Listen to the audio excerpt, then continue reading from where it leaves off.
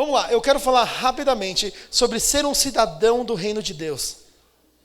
Quantos aqui entendem que você não é desse mundo? Quantos aqui realmente entendem isso? Cara, você não é daqui. Você não é desse lugar. Quem se sente estranho no mundo, cara? Não, obrigado. Eu adoro respostas, cara. Eu me sinto muito estranho. Eu nasci pensando que eu era estranho, cara. Eu olhava assim, não é possível. Eu sou diferente. Eu sempre via coisas. Eu tive visões. Desde que eu era uma criança, eu via anjos, eu via demônios andando como pessoas na terra. E eu ficava, cara, eu sou estranho. Aí eu assisti um filme de um cara que era esquizofrênico. Eu falei assim, é isso. Eu sou esquizofrênico, certeza. E eu falei assim, cara, eu sempre me achei esquisito no mundo. Até que eu comecei a perceber que eu era esquisito nesse mundo simplesmente pelo fato de que eu não sou daqui. A minha pátria é outra, a minha nação é outra. E quando eu começo a entender isso, eu começo a agir como um cidadão do reino de Deus, mais do que como um cidadão brasileiro, mais do que como cidadão dessa terra. Sabe, eu comecei a entender que eu tenho muito mais coisas aqui dentro do que eu podia imaginar. Então eu começo a viver minha vida, eu falo assim, não, eu preciso mudar o estilo de vida, eu preciso mudar a forma como eu vivo. E aí eu leio em Hebreus capítulo 11, versículo 38, se eu não me engano, é um versículo que eu amo muito. Hebreus 11, ele fala sobre todos os heróis da fé. Ele fala, pela fé Moisés fez isso, pela fé Abraão fez aquilo, pela fé fulano fez isso. E aí no final daquele capítulo tem um versículo que eu amo, que ele fala assim, homens dos quais esse mundo não era digno. Quando eu li aquele versículo, eu olhei para mim mesmo e falei assim, Deus, é isso. Isso que eu quero para a minha vida. Eu quero um dia morrer e falar assim, não, o mundo não era digno do André. O mundo não era digno dessa pessoa. Sabe, muitos de nós podemos realmente viver uma vida das quais quando nós morrermos, talvez morrermos, sabe, o mundo vai olhar e falar assim, não, Deus vai olhar e falar assim, cara, o mundo não era digno dessa pessoa. Porque ele não era daqui, ele não era um cidadão desse reino, ele tinha tanta fé e tantas coisas aconteceram, cara, que o mundo não era digno deles. Sabe, eu creio que isso é para nós, para as nossas vidas. Só que muitas vezes nós não conseguimos agir de acordo com isso, porque nós temos tantas mentiras na nossa cabeça. Sabe, a gente tem mentiras que ficam constantemente batendo na nossa cabeça, como mentiras que falam assim, eu não sou nada. Eu sou ruim. Eu não consigo isso. Eu não consigo aquilo. Eu sou desastrado. Eu sou burro. Eu sou, sei lá, alguma outra coisa. Quando na verdade, nós temos que simplesmente parar e entender quem você é, quem nós somos em Deus. Sabe, você já parou para pensar quem você é em Deus? A gente está falando hoje, o tema é oração.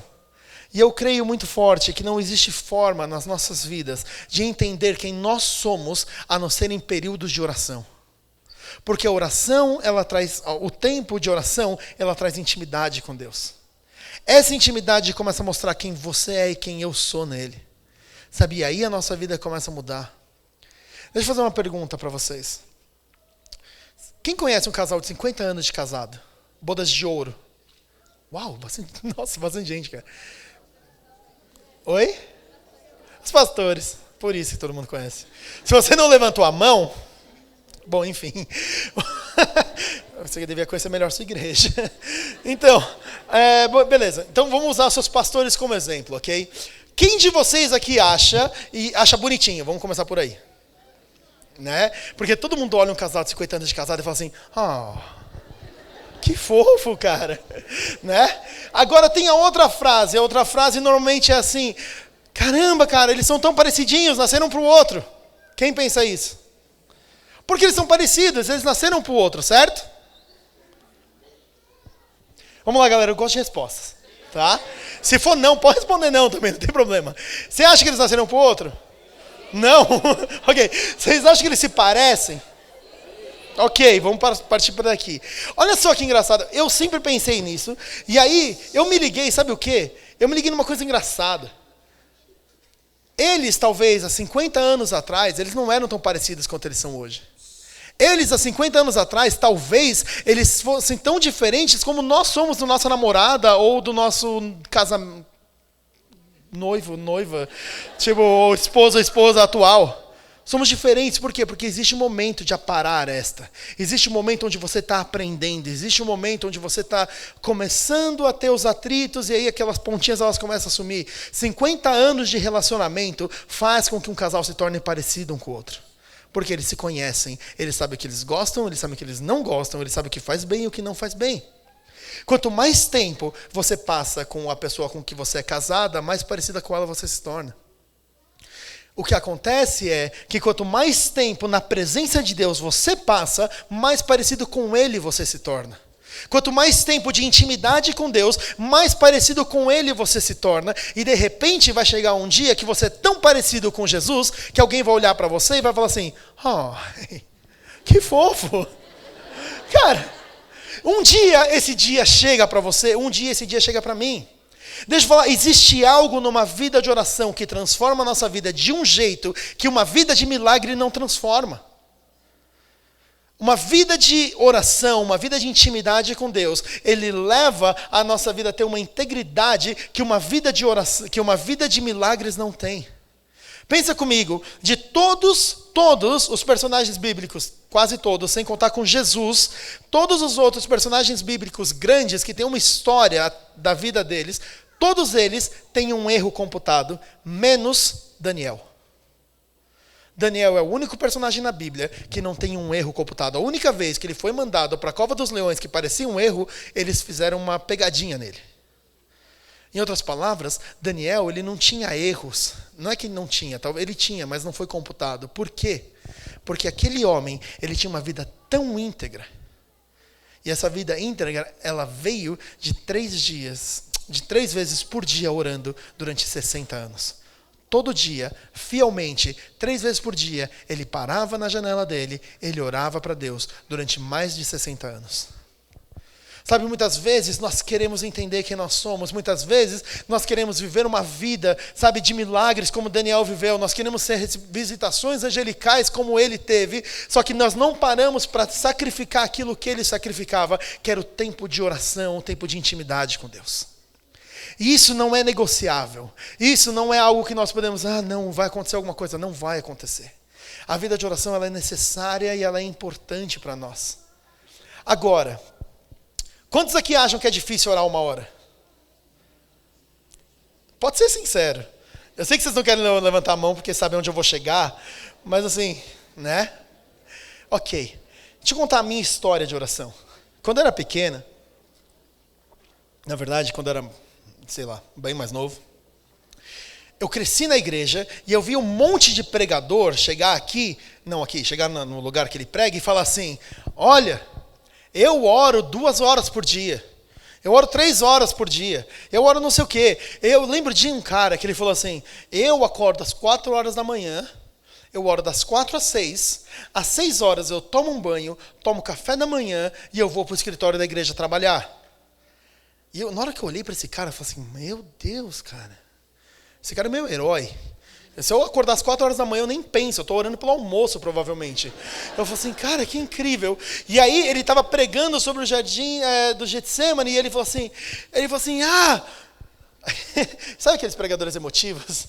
Ele estava gritando, nem 1 hora! Nem 1 hora você consegue orar comigo. E eu estava todo empolgado na cadeira, né? Eu falei assim, não, nem 1 hora, Deus, que droga. E eu estava me sentindo o lixo do mundo, porque eu não conseguia orar 1 hora. Eu falei assim, droga, Deus, eu não consigo. Eu me senti mal. E eu falei assim, não, eu vou orar 1 hora essa semana. Meu objetivo de vida naquela semana era orar 1 hora. Eu falei assim, vou fazer o seguinte, a minha igreja naquela época era pequenininha, aí ela tinha uma lista de membros que cabia na lista. Aí eu peguei a lista de membros da igreja, peguei a lista de oração da minha igreja, que na época tinha também, eu peguei a minha Bíblia, obviamente você vai orar, você precisa da sua Bíblia, e óbvio, eu queria orar 1 hora, eu peguei meu relógio, eu falei assim, vou orar 1 hora, sentei na minha cama, falei assim, cara, é hoje. Parei, sentei com tudo, abri tudo na minha cama, falei assim, cara, Deus, 1 hora. E aí eu comecei a orar como todo mundo aqui começa. Todo mundo aqui começa com a frase, Senhor Deus, obrigado por esse dia. Certo? Porque, eu não sei, cara, às vezes você não está nem feliz pelo seu dia, você não está nem grato, mas você começa, é tipo, alô, tudo bem? Alguma coisa assim. Só que eu comecei, obviamente, assim, porque eu sabia que, cara, você tem que entrar nas portas com ações de graças. Então eu entrei pelas portas com ações de graças, assim como está escrito na Bíblia. E aí eu vou começando, tentando agradecer a Deus por um monte de coisa. Eu fui agradecendo por um monte de coisa que eu nem sabia que eu estava agradecendo mais. E eu estava agradecendo, e aí eu fui ver o relógio, tinha passado 3 minutos. Eu falei assim, cara, que droga, mas tá beleza. E aí, na sua vida de oração, talvez como foi na minha, tem aquele momento de transição mágico na oração, a coisa começa a rolar, sabe? Você fala assim, e eu te peço o quê? Eu falo assim, nossa, pedir é fácil, cara. Eu falei, Deus, eu te peço que o Senhor me ajude nas minhas notas. Eu estava na escola na época. Eu falei assim, Deus, eu peço que o Senhor eu peço que o Senhor ajude ali aquela professora a me dar a nota. Deus, faz ela perder minha prova, sei lá, qualquer coisa. E eu fui orando. E eu lembro que quando eu acabei aquele momento todo de minha oração intensa, tinha dado 6 minutos e pouco, 7. E eu assim, nossa, cara. Mas eu estava sossegado porque eu ainda tinha toda a minha lista de oração. Eu tinha os nomes dos membros da minha igreja, eu tinha os pedidos de oração e tinha a Bíblia. Falei, lindo, cara, vai dar certo. Peguei a minha lista de nomes, eu fui nome por nome. Eu não sabia que orar pelos nomes, mas eu ia orando. E eu falei assim, Deus abençoa fulano. Deus abençoa a família do fulano. Deus abençoa isso, abençoa aquilo. Eu fui orando, deu 17 minutos. Nessa hora bateu o desespero.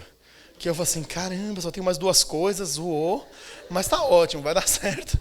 E aí eu comecei, lista de oração dos pedidos da igreja, vamos orar, Deus abençoa aquele não sei o quê, abençoa isso, abençoa aquilo. Eu fui orando, deu 26 minutos. Eu falei assim, Deus, eu vou ter que ler a Bíblia inteira, cara. E eu falei assim, beleza, eu comecei a ler a Bíblia, fiquei lendo e orando. Aí eu não tinha mais o que orar, tinha dado mais ou menos os 36, 37 minutos, e eu falei assim, cara, eu não consigo mais orar. E eu comecei a orar, sei lá, pelas crianças na África, sei lá, qualquer coisa. E eu falei assim, não sei mais o que fazer. E quando eu acabei, tinha dado mais ou menos quase 45 minutos. E para mim foi o terror do mundo. E eu falei assim, eu lembro que na minha revolta com Deus, eu falei assim, Deus, não é possível. Ou eu sou muito ruim nesse negócio de oração, eu sou um crente muito ruim, eu não sei ser crente. Ou todos aqueles pregadores que pegam o microfone e falam que oram 1 hora, eles são todos mentirosos. Porque não dá para orar 1 hora. É impossível. E aí depois eu descobri que eu não conseguia orar 1 hora porque a minha oração era chata. Porque meu tempo de oração era chato. Sabe, porque na verdade se você vai entender isso, cara, é muito chato e muito difícil você conversar com quem você não conhece. Sabe, se você conversa com quem você não conhece, é aquela conversa estranha, aquela conversa incômoda, você não sabe o que você fala direito. É mais ou menos assim, pensa comigo, todo mundo tem amigo aqui? Levanta a mão se você tem um amigo. Quem não vai levantar a mão, independente do que eu pergunte hoje? Porque tem umas pessoas que não vão, cara. Deixa eu falar. Se você não tem um amigo, arranja um. Entra no Facebook. Coloca assim, adicionar amigo. Pelo menos você se sente melhor na vida. Tá bom? Mas eu sei que você tem esse amigo. E eu sei que você passa tempo com essa pessoa. Você nem vê o tempo passar, certo? Ok. Você lembra do primeiro dia que você encontrou essa pessoa? Ela já era a sua melhor amiga? Ela já foi tipo a sua melhor amiga para sempre? Não, certo? Provavelmente a primeira vez que você encontrou essa pessoa era mais ou menos assim. Você olhava para a pessoa. Vitor, vem passar vergonha aqui, vem. Corre aqui.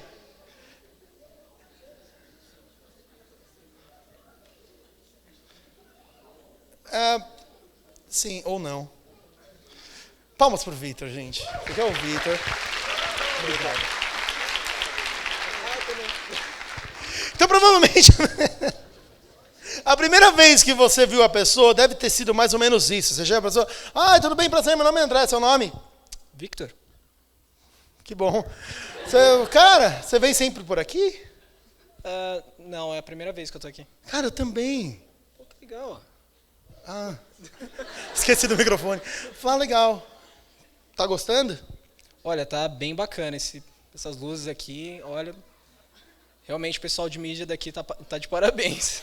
Você gosta de mídia? Eu gosto, eu faço social media no Dunamis. Eu sou o gerente de mídias. Sério? É. Ok. Aí você fica olhando pra ele e assim, cara, dá aquele 1 segundo de silêncio que parece uma eternidade, você não sabe mais o que falar, você está tentando criar alguma coisa na tua mente, e aí você olha para ele e fala assim, tá frio, né? Tipo assim, cara, você falar do tempo já era, você falou do tempo, é a última coisa que vai falar, depois disso só falar tchau e vai embora, porque você não tem mais o que falar, cara. Só que aí no dia seguinte, você encontrou seu melhor amigo, e você olha, só que você não quer parecer carente na frente dele, então você finge que você não lembra o nome dele, você fala assim, Vitor, é isso? Cara, lembra de mim? André, tudo bem? Não. Eu tava aqui ontem. Ah, verdade. Você que perguntou se eu vim aqui sempre, né? E aí você começa a ter um pouco mais de coisa. Por quê? Porque agora eu sei que ele faz social media do Dunamis e por aí vai. E aí eu começo, obrigado. E aí eu começo a ter um pouco mais de conversa com ele, certo? E no dia seguinte mais e mais. Cara, com Deus é exatamente a mesma coisa.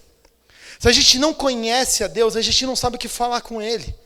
Se eu não leio a Bíblia, eu não sei quem Deus é. Se eu não tenho relacionamento com Ele, se eu não começo a passar tempo com Deus, perguntar algumas coisas e ouvir as respostas, eu não consigo ter momentos legais de oração. Por quê? Porque eu não conheço a Deus, eu não tenho intimidade com Ele, eu não tenho relacionamento com Ele. Sabe, talvez hoje você está numa fase da vida que você olha para Deus e fala assim, oi, prazer, meu nome é André, seu nome? Deus. Tá sempre aí em cima? E ela fala assim, cara, fala assim, é legal aí? Aí você não sabe mais o que falar para Deus, fala assim, vai chover amanhã, você sabe se vai chover, né? Sabe, cara, talvez eu não tenha o que falar com Ele. Mas vai chegar um dia em que você vai estar com Ele, vai chegar um dia que você vai ter relacionamento com Deus. E nesse dia de relacionamento com Deus, nesse dia onde você começa a entender quem Ele é, Ele começa a te dizer quem você é. Ele começa a falar assim, você é uma pessoa escolhida, você é uma pessoa chamada, você é chamado para isso ou para aquilo. Você tem algo na sua vida, você é especial, você é um filho, você é uma filha, você tem uma identidade. E é nesse momento que algo começa a nascer aqui dentro. Então, para nós nos tornarmos cidadãos do reino de Deus, que são efetivos, nós temos que começar a entender primeiro quem nós somos. Sabe, entenda, abre comigo em João capítulo 1, versículos 12 e 13. João 1, 12 e 13.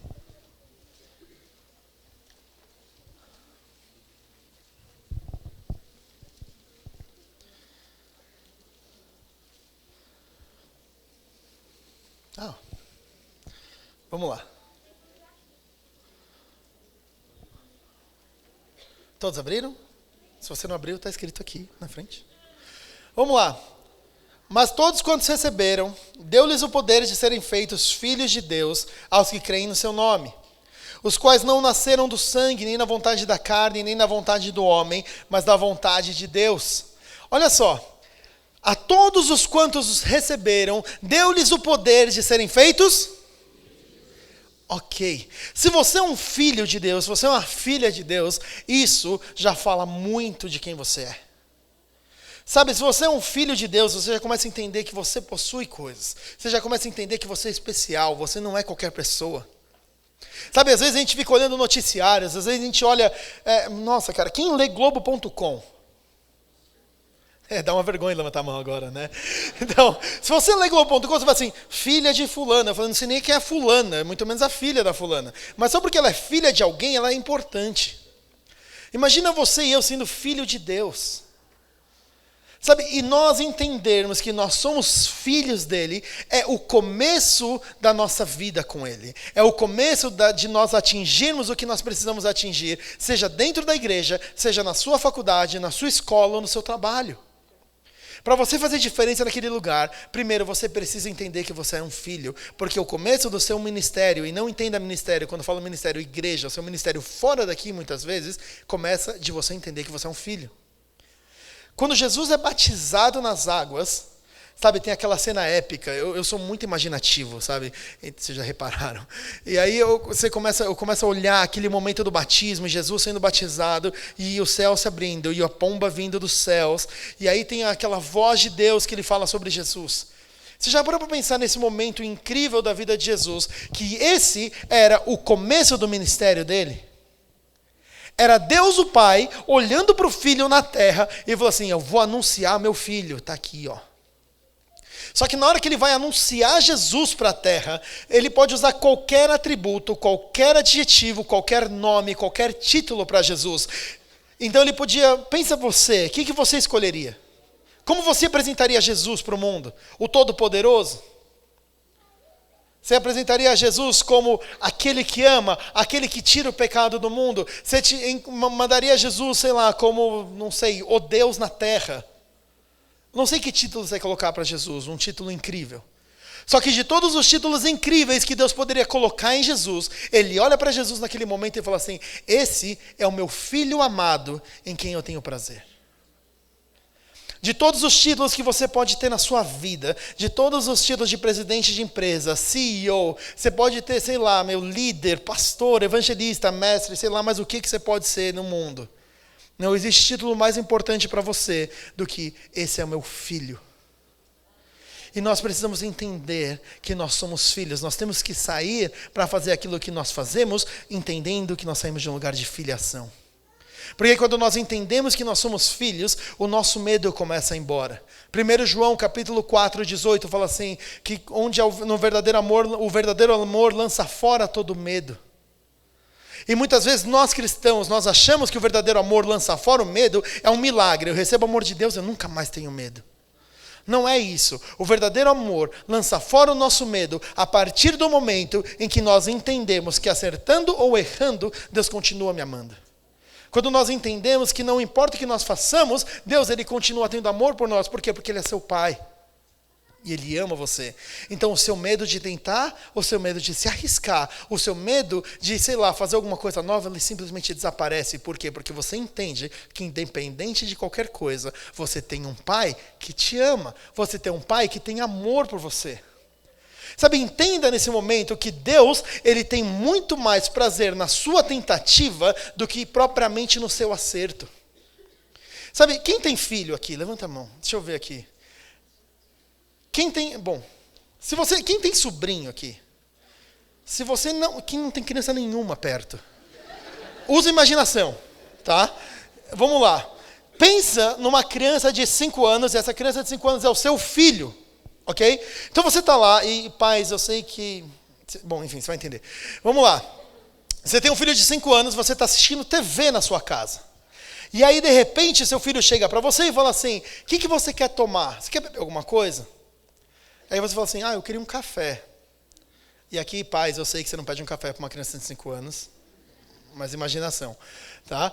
Aí a criança chega e fala assim, legal, café, vou atrás, vai para a cozinha fazer o café. E todo pai, se ele não está de olho em você, ele está de ouvido em você. Ele está ouvindo tudo que você está fazendo. Então o pai responsável, você está na cozinha fazendo o café, o pai está assim, assistindo TV, mas está com o ouvido ali. Aí você começa a ouvir a colher caindo no chão. Aí você pensa, uma colher caiu no chão. Aí o pires cai no chão, você fala assim, o pires caiu no chão. Aí o açúcar cai no chão, a criança cai no chão. Aí você fala assim, cara, o que está acontecendo nessa cozinha? E aí, de repente, a criança volta super feliz com uma xícara de chá para você. Pensa você como um pai, o que você vai fazer com a criança? Você vai dar um tapa na cabeça dela, fala assim, moleque, eu pedi um café, volta para a cozinha e faz o café. E não cai dessa vez. Você não vai fazer isso. Você como um pai, você vai olhar para a criança e falar assim, eu queria um chá mesmo. É verdade, dá aqui para mim. E você vai beber o chá feliz, mas você vai olhar para o seu filho e falar assim, mas a próxima vez eu quero um café. E você vai ensinar a fazer um café. Por que a gente acha que com Deus é diferente? Com Deus, muitas vezes é a mesma coisa. Deus está pedindo algo para a gente está feliz e contente, achando que a gente está fazendo um café, a gente derruba a colher, o pires, a xícara, a gente cai, e de repente eu venho com um chá para Deus. Você acha que Deus ele vai tirar um castigo? Não. Ele vai olhar para você e falar assim, um chá, é isso que eu queria, mas eu quero um café da próxima. E Ele continua te amando. Você continua sendo filho. Sabe, entenda, perca o seu medo. Não tenha medo de errar. Tenha medo de pecar, sim, mas não tenha medo de errar. Sabe, eu amo ler biografias. Se você começar a ler biografias, você vai começar a reparar que nenhuma pessoa bem-sucedida teve sucesso da primeira vez. Todos eles falharam, mas todos eles se levantaram e tentaram de novo. Sabe a Honda, a marca de carro, moto e por aí vai? O cara faliu 4 vezes. O cara faliu uma empresa de carro 4 vezes. Até na 5ª vez ele cria a Honda e se torna o que ela é hoje. Você errou? Paciência. O teu passado não define o teu futuro. O que você passou lá atrás não define o que você vai passar lá na frente. Você não é definido pelo que passou aqui atrás. Você é definido pela palavra que Deus fala sobre você. Você é definido por quem Deus fala que você é. São 2 coisas completamente diferentes. Não caia na mentira de falar, você é um fracassado, você não pode, você não consegue. Esquece isso, supera isso. Você tem algo importante na sua vida e você carrega algo aqui dentro. Você carrega o Espírito Santo, você carrega algo importante em você, você carrega qualidades únicas que são feitas para você, em você. Não perde isso e não se esquece disso, amém? Estão bem aí? Ok. Segundo ponto que nós precisamos entender para sermos efetivos como cidadãos do reino é a herança. Você e eu, nós possuímos uma herança. Sabe, se você faz parte dessa casa, você tem uma herança dessa casa. Se você faz parte do reino de Deus, você tem uma herança no reino de Deus. Se você é filho de Deus, você tem uma herança com Ele. Sabe, lê comigo em Lucas capítulo 15, versículos 25 a 32. Eu vou lendo aqui já para vocês, ok? E o seu filho mais velho estava no campo. Esse aqui é a parábola do filho pródigo, quando o filho já está voltando, ok? E o filho mais velho que estava no campo, quando veio, chegou perto da casa, ouviu a música e as danças. E chamando um dos servos, perguntou-lhe o que era aquilo. E ele lhe disse, veio teu irmão e teu pai matou um bezerro cevado, porque o recebeu são e salvo. Mas ele se indignou e não queria entrar. E saindo o pai, estava com ele. Mas respondendo ele, disse ao pai, eis que te sirvo há tantos anos, sem nunca transgredir o teu mandamento, e nunca me deste um cabrito para alegrar-me com meus amigos? Vindo, porém, este teu filho, que desperdiçou seus bens com meretrizes, mataste um bezerro cevado. E ele disse, filho, tu sempre estás comigo, todas as minhas coisas são suas. Era justo alegrarmos e folgarmos, porque este irmão estava morto, reviveu, tinha se perdido e foi achado. A parábola do filho pródigo, se você é cristão há muito tempo, se você tem mais ou menos a minha idade, você vai entender que há muito tempo atrás, a parábola do filho pródigo era só a respeito do filho pródigo. Então ele fala assim, ou aquelas pessoas que se perderam e elas estão na rua, no mundo, um dia eles vão voltar para Jesus, eles são os pródigos, é verdade, é muito verdade. Lá pelo ano 2000, a ênfase da parábola do filho pródigo foi o pai amoroso, que ele estava lá esperando o filho voltar. E ele estava com os braços abertos. E também é verdade, o pai está sempre esperando para voltar. Ele sempre está esperando aquele filho que se perdeu voltar para casa e voltar para a casa dele. Porém, existe um terceiro personagem, que é o filho mais velho. E muitos de nós cristãos que estamos dentro da igreja, nós somos exatamente iguais a esse filho mais velho. Porque ele vai e ele reclama com o pai e ele fala assim, mas eu estava sempre aqui, você nunca me deu nada, por que você não me deu nada? E a melhor resposta de todas, o pai, ele olha para ele e fala assim, mas filho, tudo que eu tenho é teu. Você já parou para pensar nessa resposta? O pai simplesmente está olhando para ele e fala assim, eu não preciso te dar um bezerro, o bezerro é seu, você pega e mata ele. Por que você não pegou e matou ele? Faz um churrasco com seus amigos, chama a galera e churrasco. Sabe o que acontece nas nossas vidas? Nós não sabemos o que nós carregamos e porque nós não sabemos o que nós carregamos, nós não atuamos. Sabe o que adianta você ter R$1 milhão na sua conta de banco se você não usa? O que adianta você ter R$1 milhão na sua conta de banco se você não sabe disso? Você nunca vai usar aquilo. E muitas vezes nós temos tesouros sobrenaturais, nós temos tesouros no reino de Deus que nós herdamos como filhos dele, que nós não estamos usando. Nós temos dons do Espírito, nós temos, os frutos do Espírito, e nós não estamos usando isso.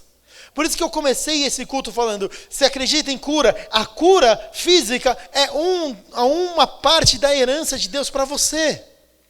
Só que se eu não sei que eu posso orar pelos doentes, eles serão curados, eu não estou usando a minha herança. E o que eu acredito é que nós, como membros de uma casa, membros de uma família, nós não só usufruímos de uma herança, mas nós também trazemos herança para casa. Eu angario herança, eu angario riquezas e trago para casa. Em outras palavras, quando eu falo sobre o Dunamis ou a Monte Sião, que é a minha igreja local, eu e meus amigos, a gente sempre traz herança para casa. O que é herança para casa? Eu volto com testemunhos da rua, falo assim, cara, hoje eu estava orando por uma pessoa, ela era cega e de repente voltou a enxergar. Quando os outros amigos meus, eles ouvem isso, eles sabem que eles têm o mesmo DNA, eles têm a herança espiritual, eles falam assim, essa herança é da minha casa. A próxima vez que eles verem um cego, ele fala assim, aconteceu com o André, vai acontecer comigo, porque a herança é da minha casa, eu estou usando o que é meu. E a gente começa a orar. Toda hora, nós criamos uma cultura de testemunhos. Nós criamos uma cultura onde toda hora algo acontece. Você crê nisso? Então deixa eu perguntar algo rapidinho. Existe alguém aqui que está doente ou com alguma dor? Levanta sua mão. Pode levantar, não tem vergonha não. Dor é normal, a gente sente. Fica de pé, por favor. Se você está com dor, está doente, está com alguma coisa assim, por favor, fica de pé. Ok. Continua de pé. Se você está tomando coragem, não tem coragem ainda, eu vou te dar mais um tempinho enquanto eu conto uma historinha aqui. Eu esqueci a história, na verdade. Mas, lembrei. Deixa eu falar. Eu acredito, tá, que Deus, Ele é o mesmo. E é o mesmo Espírito que opera tudo em todos. Ou seja, muitas vezes a gente acha, cara, que tem um Espírito Santo especial para pregadores. Tem um Espírito Santo especial para certas pessoas escolhidas no reino de Deus. Não, o Espírito é o mesmo que opera tudo em todos. Em outras palavras, sabe, não existe um Espírito Santo grande para pregadores e uma miniatura chaveirinho de Espírito Santo para você. É o mesmo Espírito que opera tudo em todos. Em outras palavras, o mesmo Espírito que opera em qualquer uma das pessoas que você ama, ou qualquer uma das pessoas que você admira, seja da Bíblia, ou seja algum líder hoje no corpo de Cristo, é o mesmo Espírito que opera na sua vida, e através da sua vida hoje. Então o que a gente vai fazer aqui, nós vamos orar por essas pessoas doentes, todos nós. Não eu, todos nós. Então se você está ao redor dessa pessoa, encosta sua mão nela, no ombro. E se você não está tão perto dessas pessoas, aponta sua mão para qualquer pessoa que esteja em alguma direção desse salão.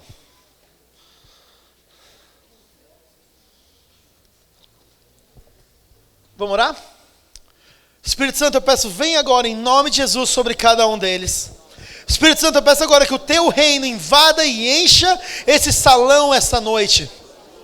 Deus, eu peço agora em nome de Jesus, que o teu reino venha, o teu reino que é justiça, paz e alegria no Espírito Santo. Eu peço agora que o teu reino venha e comece a tocar agora cada uma dessas vidas, esses corpos. E eu declaro, toda dor, todo incômodo, sai agora em nome de Jesus. Toda sinusite, sai agora em nome de Jesus. Eu declaro agora cura e a restauração do corpo físico de cada pessoa agora em nome de Jesus. Deus, eu creio que o Senhor nos deu autoridade sobre essa terra, o Senhor nos deu autoridade sobre as doenças, então nós mandamos embora em nome de Jesus. Deus, eu peço pela tua cura agora.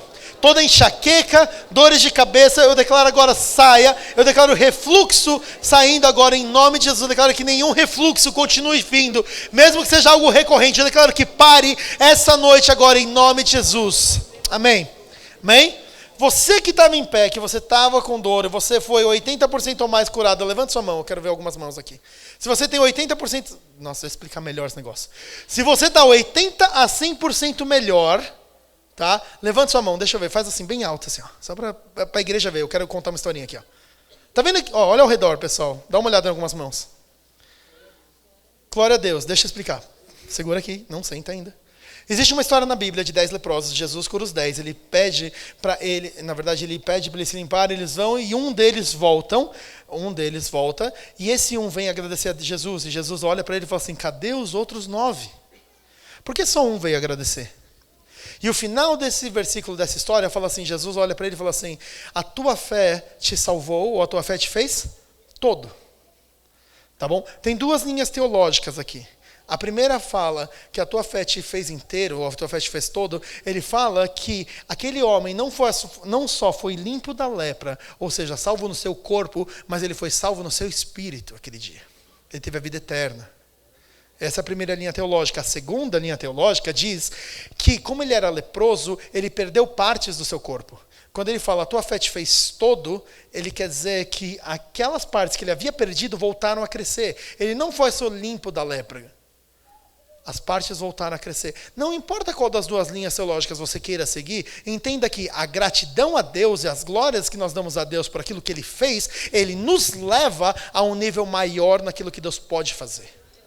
Amém? Então, quando eu começo a ver algumas pessoas sendo curadas, como foi aqui, eu não lembro quantas pessoas foram, mas foram algumas pessoas foram curadas, o que a gente vai fazer é dar glórias a Deus por isso, agradecendo a Jesus. Então, a gente vai dar uma salva de palmas para Jesus e falar assim: Deus, obrigado por aquilo que o Senhor está fazendo nessas pessoas.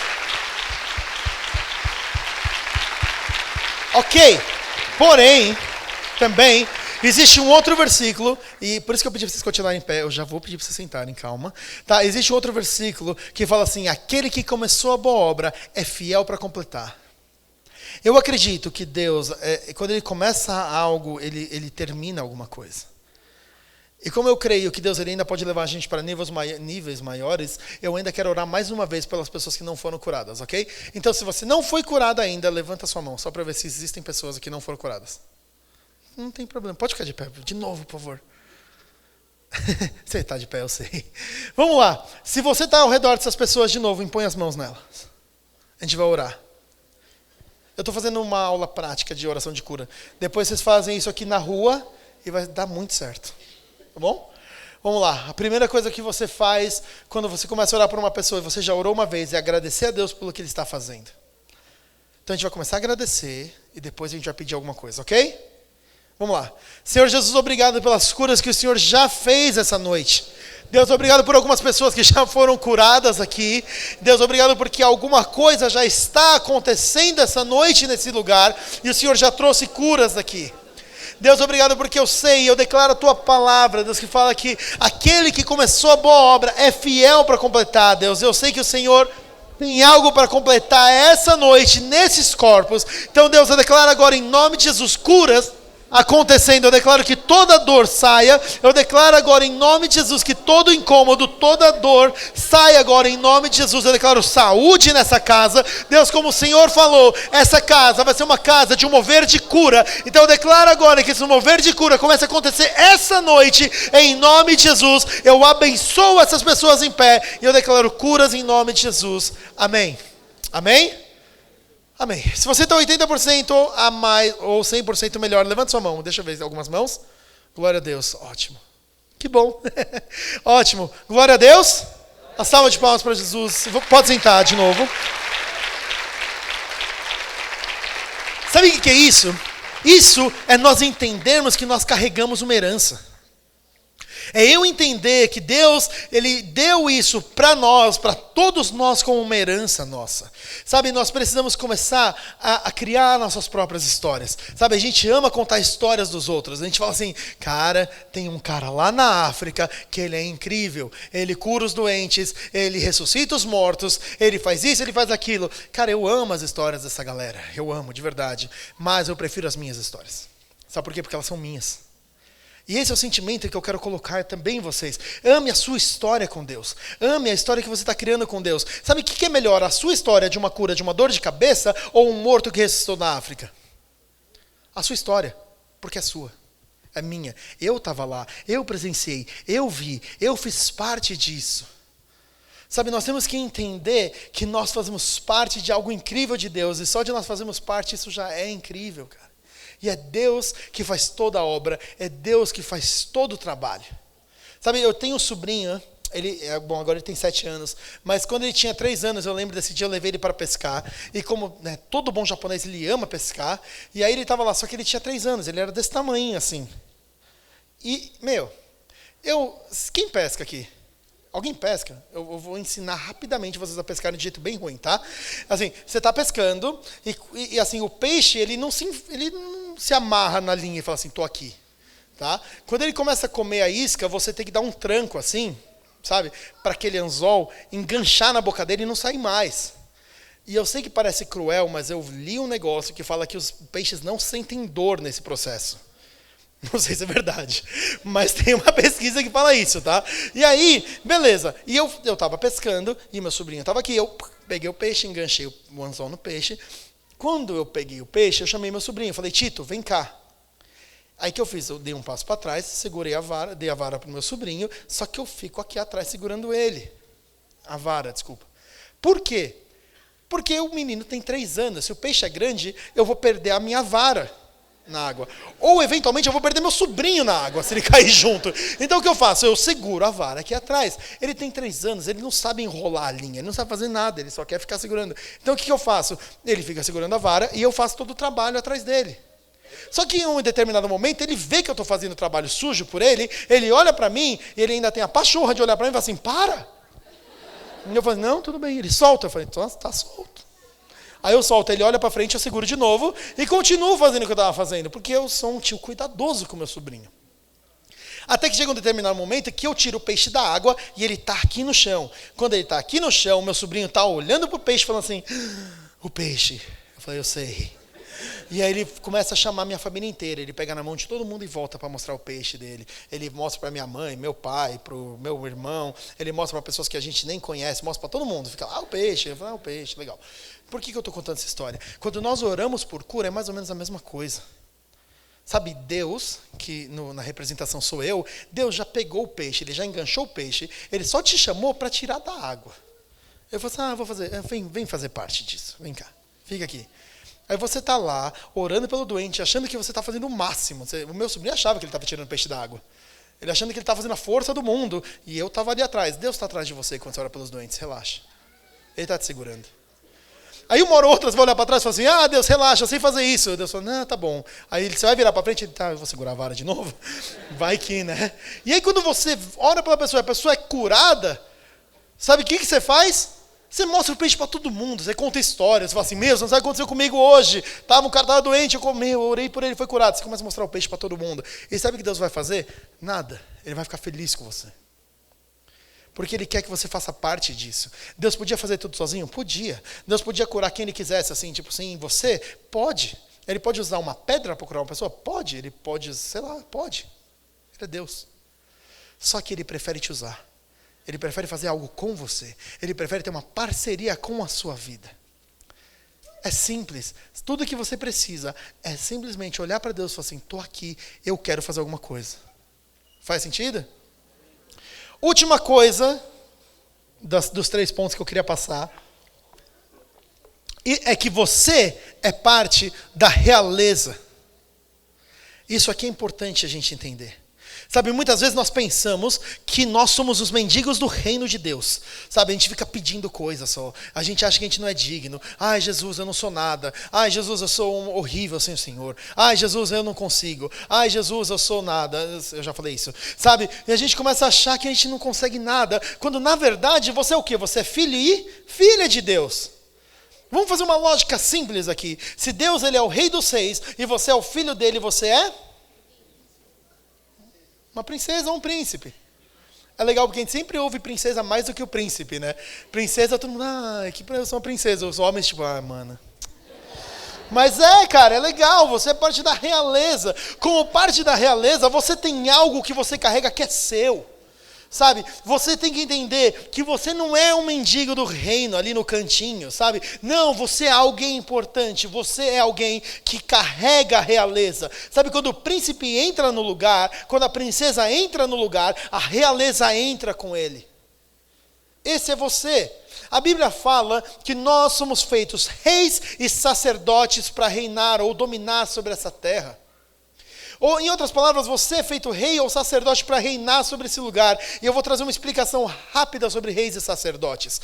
Os sacerdotes, nessa época, eles eram aqueles que reinavam sobre a igreja. Eles eram os líderes eclesiásticos. Eles eram aqueles que eram os líderes religiosos da época. Em outras palavras, alguns de nós somos chamados, sim, para sermos líderes aqui dentro da igreja. Muitas vezes você pega o microfone, ou você pega teu violão, ou você simplesmente serve. Eu não sei, você foi chamado para a igreja, você é um sacerdote. E nós cristãos, nós entendemos bem que nós somos sacerdotes, mas nós esquecemos que nós também fomos chamados para sermos reis dessa terra. O rei é aquele que legisla a terra fora da igreja. É aquele que traz as leis e governa a terra. Sabe, você é chamado para ser um rei sobre essa terra. Você é chamado para fazer algo no lugar onde você está, seja no seu trabalho, faculdade, escola ou na sua rua. Você é chamado para legislar naquele lugar. Você é chamado para fazer diferença naquele lugar.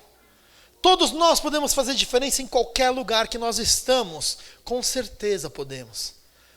Mas é muito mais fácil quando você toma o topo daquela sociedade. É muito mais fácil quando você se torna o presidente da empresa. Por exemplo, você sendo um estagiário, você pode fazer diferença? Pode. Mas você sendo presidente, você pode fazer muito mais. Por isso que nós precisamos ser excelentes. Fazer o melhor que nós podemos com aquilo que nós temos.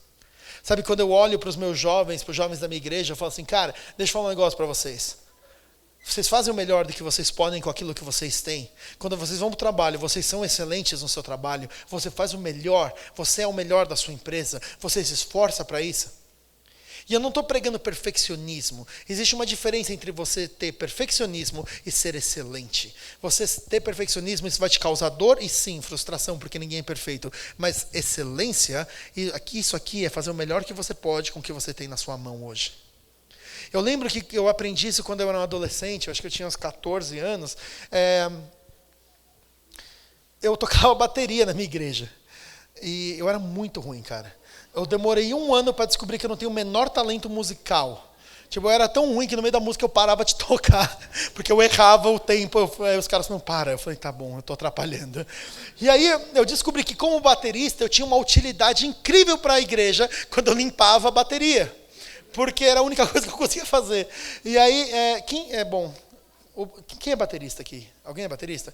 Deixa eu falar, vocês vão agradecer depois. Sabe esses pratos dourados e bonitinhos? É tentador você chegar perto dele e fazer assim, tá ligado? Mas não faz, vai deixar um baterista maluco se você fizer isso. Porque esses pratos dourados, quando você toca com a sua mão, você oxida o prato. E quando você oxida o prato, com o tempo, se ele não é limpo, ele começa a ficar verde, musgo. Nojento.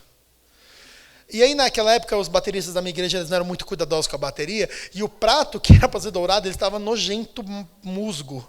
Só faltava nascer um cogumelo do prato, tá ligado? Assim, nossa, cara, que coisa horrível. E aí o cara chegou para mim, o líder de louvor, e falou assim, André, você quer me ajudar a limpar? E eu falei assim, vamos lá, né? Eu estava há 14 anos, não tinha aquela alegria de limpar nada. Aí eu falei, vamos lá. Aí eu peguei e ele trouxe um produto branco, que eu não sei o que é até hoje, e ele passava. E aí, cara, eu lembro que eu estava com aquele negócio de comercial de TV na cabeça. Sabe aquele comercial da Veja que está tudo engordurado? Você passa ali, você fala assim, nossa, tá brilhando de novo. Eu achava que ia ser igual. Aí eu passei o produto, eu falei, aconteceu nada. Eu falei assim, nossa, cara. E eu lembro que eu fiquei esfregando aquilo, com um afinco, assim, sabe? Cara, eu falei assim, nossa, tô esfregando tudo aqui, né? E aí eu tava assim, esfregando, fazendo maior força, sabe? E aí aquela pergunta da pessoa de 14 anos, fala assim, tá bom. Aí o cara olhou pra mim e falou assim, você fez seu melhor? Aí eu, não. Então, tá. Aí eu esfregando de novo. Tá bom. Ei, você fez seu melhor? Não. Aí eu continuei esfregando e tal. Aí eu falei, tá bom. Aí ele só olhou pra mim. Aí continuei esfregando. Aí chegou uma hora que na minha cabeça eu não aguentava mais esfregar. Eu olhei pra ele e falei assim, Esdras, pelo amor de Deus, cara, isso aqui não vai ficar dourado nunca mais na vida. Cara, já deu, não consigo mais esfregar. Se eu continuar esfregando, eu vou fazer um buraco, velho. Não vai ficar dourado. Aí ele falou assim pra mim, você fez o melhor? Eu falei, eu fiz, cara, eu não aguento mais. Eu falei assim, então tá bom. Eu não pedi ficar perfeito, eu pedi fazer o melhor. Se o melhor fosse na primeira vez, estava ótimo. Eu falei, cara, devia ter respondido outra coisa. Só que eu comecei a entender que a excelência não é ser perfeito, a excelência é eu fazer o melhor que eu posso. Aquele prato não estava dourado, perfeito, como no dia que eu comprei o prato. Não, ele não estava, mas eu fiz o melhor que eu podia com o que eu tinha. E muitas vezes o que nós precisamos fazer na nossa vida é fazer o melhor que nós podemos. É nós, sabe, nos esforçarmos, assim, Deus, é isso que eu quero fazer. Sabe, eu estou fazendo o melhor, eu estou me esforçando tudo que eu posso, estou me esforçando tudo que eu tenho. Sabe, a minha pergunta para você é, você faz o seu melhor no lugar do seu trabalho? Você age como um rei? Você age como um príncipe? Ou será que nós agimos como mendigos? Será que a gente está agindo como, sabe, um qualquer? Você não é um qualquer. É isso que eu quero tentar expressar. Você pode fazer tanta diferença no lugar onde você está, inserido onde você está, que às vezes a gente nem percebe isso. Eu tenho um amigo meu que ele trabalhava, eu acho que eu vou acabar com essa história. Eu tenho um amigo meu que ele trabalhava na Petrobras, e a baia dele, sabe a baia, aquele quadradinho que você trabalha no seu escritório, era do lado da porta da enfermaria. Quando ele olhou aquilo, ele falou assim, cara, é uma oportunidade dos céus para fazer diferença nesse lugar. E aí, todo mundo que passava pela porta da enfermaria, ele gritava assim, ei, você está doente? Que é uma pergunta meio óbvia se você está na porta da enfermaria. E aí assim, a pessoa, ele falou assim, posso orar por você? E a pessoa olhava e falava assim, não, eu vou para a enfermaria. Eu falei assim, é uma oração, piorar não vai. Deixa eu orar por você antes, se você não melhorar, você vai para a enfermaria, você não tem nada a perder. Aí o cara falou, não, beleza. E aí o pessoal começou a receber a oração dele, e ele começou a ver curas acontecendo nas pessoas. E aí, imagina o seguinte, você está na tua empresa, você vê um cara curando pessoas, você acha que essa notícia não corre? Toda notícia corre na empresa, né? E aí, todo mundo virou o curandeiro da empresa. Então, começou a rolar aquela lenda que era o quê? Cara, se você está doente, não vai para a enfermaria não. Passa na baia do fulano, porque, tá acontecendo umas coisas legais lá. E aí o pessoal começou a fazer fila para ele começar a orar. Chegou um momento que aquilo se tornou a diversão da empresa, e aí ele estava almoçando ali na copa, e ele estava almoçando, e aí tinha os 4 amigos dele, e mais aquela moça, a moça da limpeza. E a moça da limpeza estava mancando, e ele disse, o que aconteceu? Ela falou assim, eu vou ter que fazer uma cirurgia, porque a rótula saiu do lugar e não volta. Aí todo mundo, nossa, cara, você está andando, né? E aí, aí ela lá com um negócio assim, e aí os amigos dele chegaram para ele e falaram assim, quero ver a rótula no lugar, né? Resfriado é fácil, quero ver. Isso aí dá certo? Ele falou assim, tá.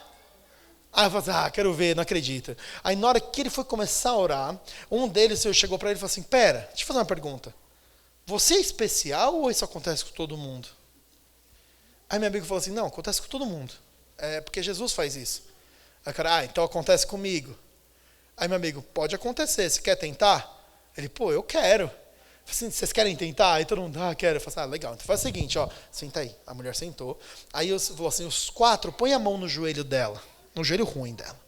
Aí os 4 colocaram a mão no joelho dela. Aí ele falou assim, repete essa oração assim comigo. Senhor Jesus, toca esse joelho agora. Cura em nome de Jesus. Na hora que eles falaram, cura em nome de Jesus, os 4 caras e a mulher gritaram. Assim, ai! Eu falei assim, e aí os caras tiraram a mão, os caras, mano, eles olharam e meu amigo, o que aconteceu? Aí, eles falaram assim, cara, estralou. E os 4 ficaram olhando para o joelho da mulher assim, falaram assim, cara, tem um ET aí dentro. E ninguém entendia mais nada. E aí meu amigo falou assim, calma, tá tudo bem. Você está se sentindo bem? A mulher, tô. Ele falou assim, você consegue levantar? Ela, consigo. E ela começou a andar sem dor. E aí meu amigo, gaguejei, meu amigo olhou para ela e falou assim, você consegue correr? Consigo. Ela começou a correr, ela começou a pular. E aqueles 4 ficaram olhando para ele, cara, que isso? Eu falei assim, cara, Jesus está curando. Não sou eu, não é você, é Jesus. Você quer esse Jesus? E os 4 foram lá e aceitaram Jesus. Simples, fácil, uma oração. 4 pessoas foram salvas. Você percebe que as coisas acontecerem nas nossas empresas, no nosso trabalho, na nossa faculdade, é muito mais fácil do que a gente imagina. A gente está esperando que o céu vai abrir, que o anjo vai aparecer, que vai ter um pergaminho do céu. E fala assim, ora por aquela pessoa.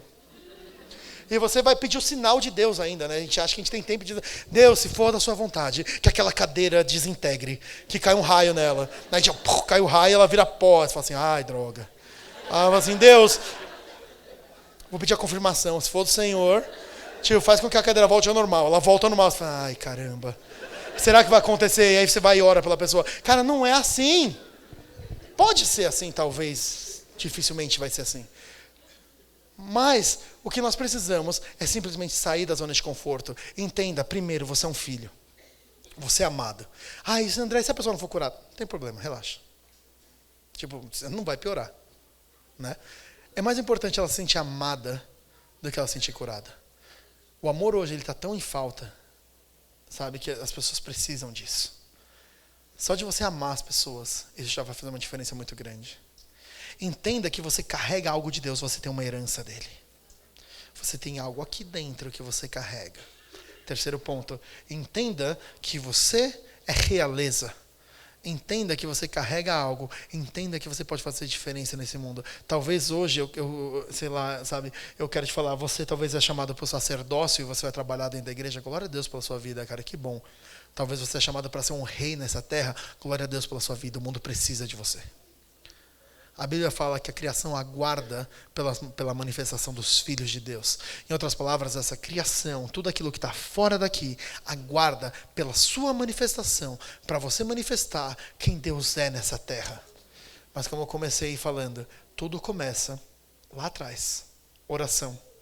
Tudo começa lá atrás, relacionamento com Deus. Porque sem a oração, sem relacionamento com Deus, você não vai entender que você é filho, você não vai entender que você tem uma herança, você não vai entender que você realiza, porque esse entendimento vem dos céus. Esse entendimento vem do nosso tempo com Deus, do nosso relacionamento, nossa intimidade, e é nesse lugar que ele fala exatamente quem você é. Amém? Fica de pé essa noite.